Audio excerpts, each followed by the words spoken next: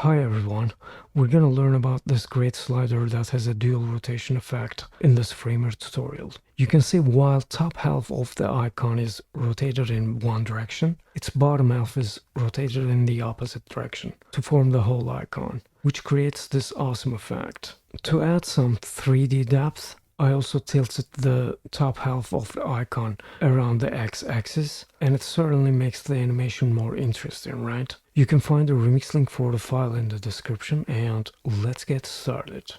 Let's start with the icon component. You can see it's a simple component that has variant with the top and the bottom parts visible, and its last variant is created to make the progress bar animation visible. Whenever an icon is active in the upper components, instead of the regular bottom part, we switch to its active variant to animate the progress bar, which is another component.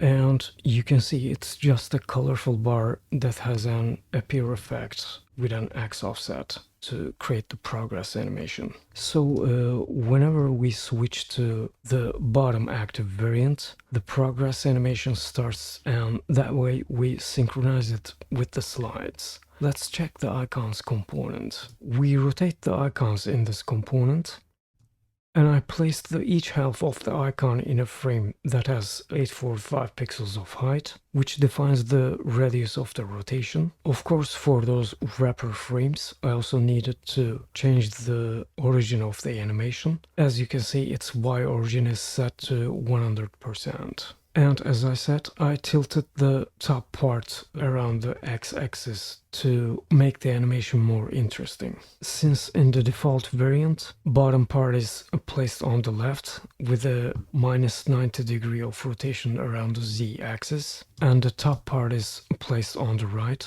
with a rotation in the opposite direction. That way, when we rotate them 90 degrees to create the whole icon in the active variant, that results in a nice dual rotation effect. Lastly, we use the active variant of the bottom half to make the progress bar visible, as I said. Now we can check the icons wrapper component. We use 3 instances of the icons component, and we assign their icons to a new variant for each instance to be able to set comfortably in this component. We also have variables for the text content, and of course for a comfortable slider navigation. We have these nav buttons. Each has a click interaction with relevant targets. We can see the default variant has an appear transition with just 1 second to view the first slide quickly. And if we check the appear transition of the first slide, it has a 5 seconds of delay, which is equal to the progress animation. And then there is a transition to post-active 1 variant, which actually completes the rotation animation. I created these post-active variants for a continuous rotation instead of rotating the icons back, which certainly made the animation better. You can see post-active 1 variant has an appear transition to second slide without any delays, which makes our slider an auto-playing one.